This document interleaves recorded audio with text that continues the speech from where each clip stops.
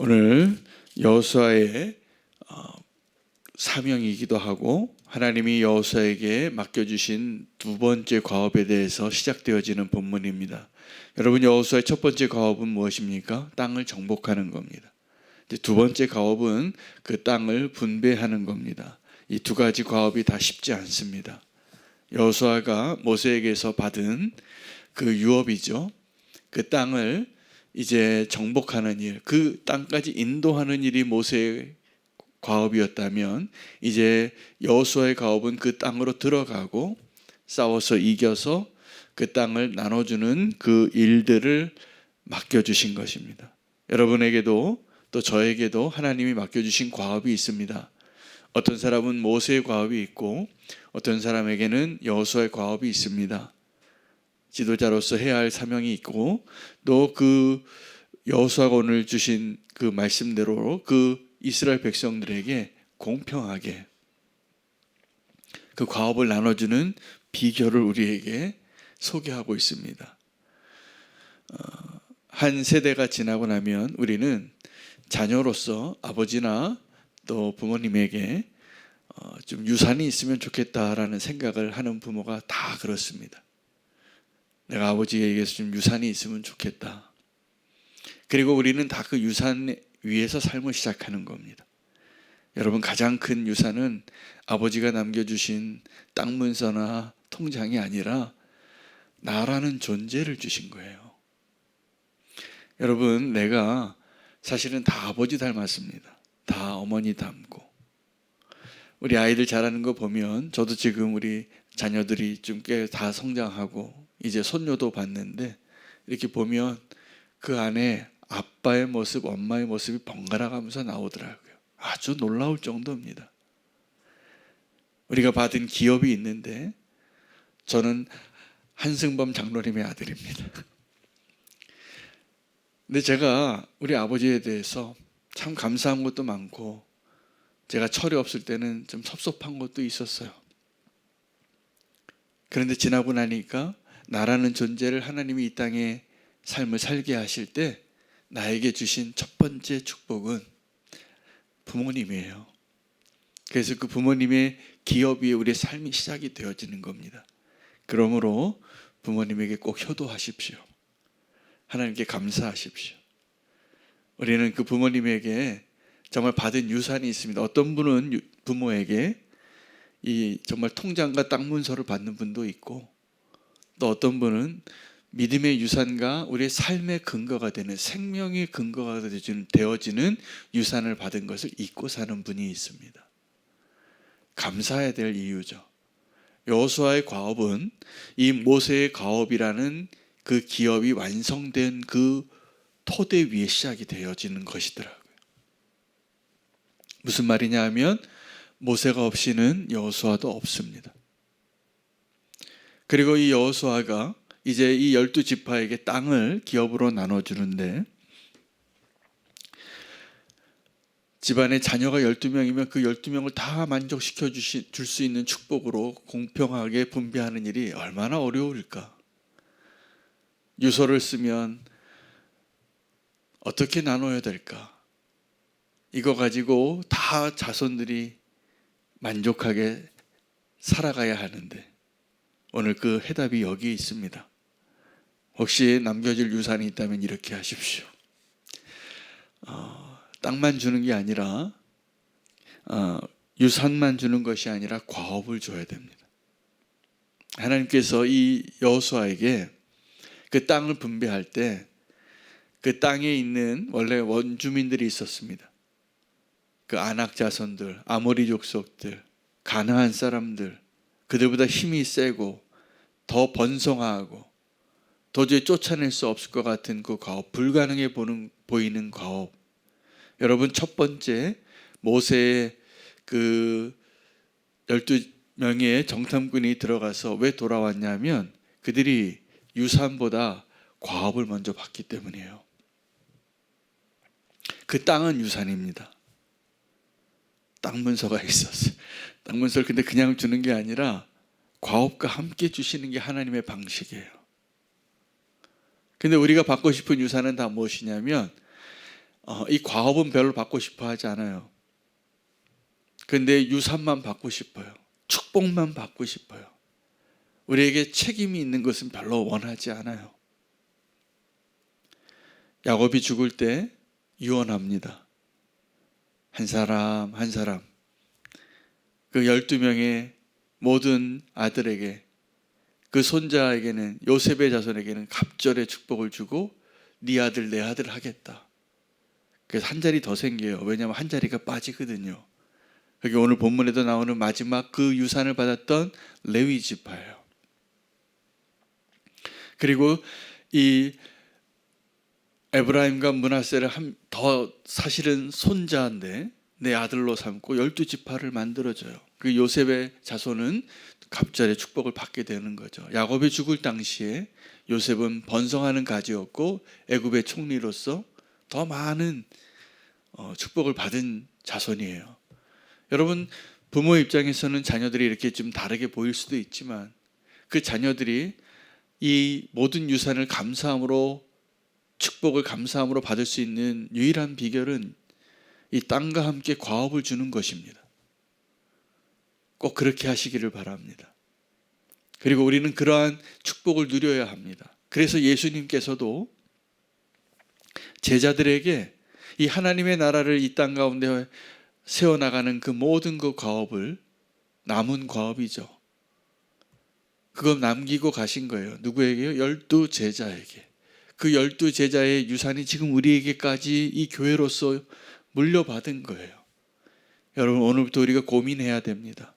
우리는 하나님 앞에 더 많은 축복을 받는 것이, 더 많은 땅을 받고 더 많은 재산을 받고 더 많은 소유를 얻는 것이 축복이라고 생각해왔어요. 누가 그랬냐면 야곱이 그렇게 살았어요. 야곱은 동생인데 쌍둥이죠.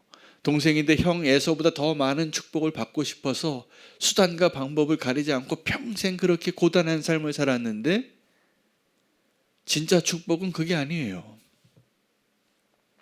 그는 사실은 그 축복을 소유하고 싶고 누리고 싶었는데 그는 아주 고달픈 삶을 살았어요. 그런데 그 고달픈 삶 가운데 살아냈던 그 믿음이 유산이 돼서 그 야곱의 12아들은 정말 축복의 자녀들이 된 것이죠. 하나님이 그래서 이 야곱의 이름을 이스라엘로 축복하시잖아요. 근데 그의 삶은 고달팠어요. 왜요? 축복만 받으려고 했기 때문에. 그런데 그 축복만 받으려고 발버둥 치던 그 야곱을 하나님 어떻게 축복하셨냐 하면 많은 유산을 남기는 자로 만드십니다. 여러분, 이것이 우리에게 진짜 축복입니다. 내가 더 많은 것을 받으려고 하는 축복보다 내가 더 많은 것을 물려주려고 하는 그 축복을 기도하십시오. 그걸 꿈꾸시기 바랍니다. 그러려면 내가, 하나님이 내게 맡겨주신 그 축복의 삶을 살아야 합니다. 이 12지파에게 그 땅을 분배하는 이 여호수아의 사명이 어떤 원칙으로 나눠지냐면 제비 뽑아야 된다는 거예요. 이것은 아주 공평한 하나님의 선택입니다. 그거 잘못하면 여호수아가 복 다 나눠주고 땅 다 나눠주고 자식들한테 원망 듣게 생겼어요. 그런데 제비 뽑습니다. 또 그 기업의 숫자가 많으면, 인구가 많으면 더 넓은 땅을 줬습니다. 제비를 뽑으면서도 하나님이 완벽하게 그들에게 딱 맞는 유산을 준 것이죠. 또 하나의 그 대상이 나오는데 레위 지파예요. 레위 지파는 땅을 안 주는 거예요. 그 레위 지파의 기업은 제사 드릴 때 백성들이 가지고 오는 그 재물들을 먹고 살게 한 거예요. 땅을 안 주고. 여러분이 레위 지파면 그것이 행복한 조건입니까? 아닙니까?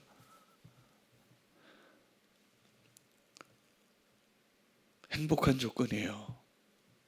왜냐하면 그들이 유산을 받는 방식이 그냥 땅만 받는 것이 아니라 하나님의 그 과업을 완수하는 것으로만 얻어질 수 있기 때문이에요. 그런데 레위 지파는 하나님을 신실하게 섬기는 것으로서, 그것으로서 살게 하신 거예요. 그게 기업이에요. 누구만을 의지해야 됩니까? 하나님이에요. 하나님이 맡겨주신 그 제사를 섬기는 그 일만을 하면 하나님이 너 먹여 살려줄게 이렇게 맡겨주신 지파인 거예요. 어쩌면 그때 당시에는 레위 지파는 손들고 내게도 땅을 주십시오 라고 말했을지도 모르겠지만 그렇지 않았어요. 그것이 너무나 소중한 유산이에요. 기업이에요. 과업이에요.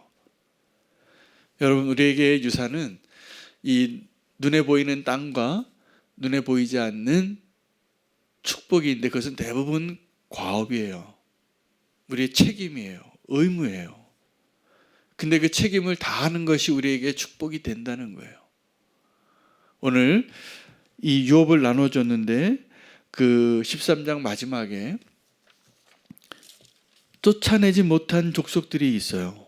13절에 보면 그 쫓아내지 못한 족속들과 함께 사는 것, 그것이 무엇을 의미하냐면 그들이 땅은 받았는데 그 과업을 다 완수하지 못하여서 남은 과업이 생기는 겁니다. 여러분, 우리에게도 우리가 받은 과업이 있고 남겨진 과업이 있어요. 다 끝내지 못한 과업이죠. 아마 그것도 물려주게 될지 모르겠습니다. 그러나 우리가 꼭 기억해야 할 우리에게 허락하신 가장 놀라운 유산이 뭐냐 하면 하나님이에요. 하나님은 우리의 기업이 되시고 그래서 그 땅을 다 나누어 가졌던 12지파 가운데 11지파를 제외한 오늘 레위지파 이야기를 14절에 쓰면서 이 레위지파가 사는 법, 오늘 우리가 그걸 배워야 합니다. 이 레위지파로 사는 법이 목회자나 선교사만 그렇게 사는 것이 아니라 저와 여러분이 이 레위지파가 사는 법을 다 같이 배워야 해요.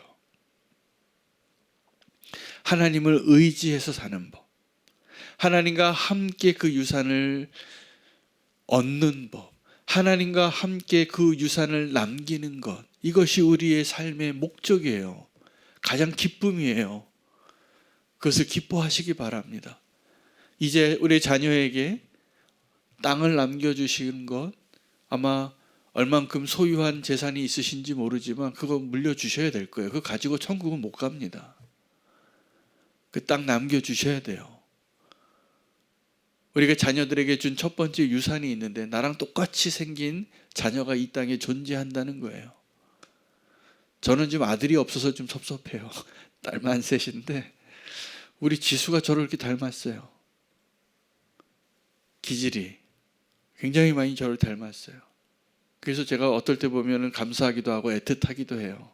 저거 닮지 말아야 될 것도 저를 닮고 저를 닮아서도 감사한 것도 있고 우리 딸들이 다 그래요. 조금씩 다 닮은데 이것이 제가 남겨진 유산이에요.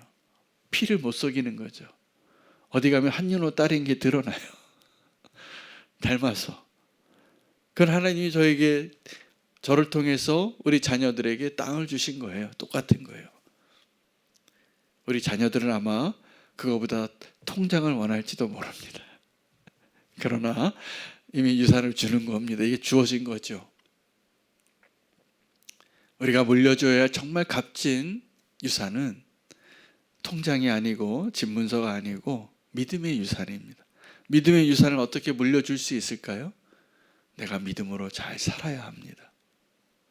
우리 자녀에게 줄 수 있는 진짜 축복은 내가 믿음으로 살아내는 그 삶의 모습을 보여주는 거예요. 말하는 것도 아니에요. 보여주는 거예요. 무엇을 보여줘야 하냐면 하나님이 나의 기업이시다. 내가 하나님을 의지하고 사는 삶을 살았다. 그것을 남겨주고 보여줄 수 있는 그 유산이 진짜 영원한 유산입니다. 이 땅에 있는 것들 잠깐 통장 좀 액수가 많은 공이 여러 개 붙은 거 넘겨줘도요. 그게 진짜 축복이 못 돼요. 그게 도리어 불화가 될 수도 있어요. 근데 진짜 축복은 영원하신 하나님을 내가 알고 그 하나님을 믿음으로 따르고 그 하나님과 함께 내게 맡겨준 그 가업을 살아냈다는 그 믿음의 모습, 기도하는 부모의 모습을 보여주십시오. 믿음으로 하나님을 의지하는 삶을 사는 모습을 좀 보여주십시오. 그거보다 큰 유산이 없습니다. 그때 정말 감사할 거예요. 나는 어머니의 그 기도하는 모습 보고 살았고 힘냈다고. 어머니의 그 눈물이 나를 살렸다고. 아버지의 그 묵묵한 충성스러운 삶의 모습이 내가 나중에 깨달아 보니까 정말 소중한 모습이 됐노라고. 그렇게 고백할 수 있는 나를 위해서 오늘을 그 과업을 완수하는 그 모습으로 살아내는 저와 여러분 되시기를 축복합니다.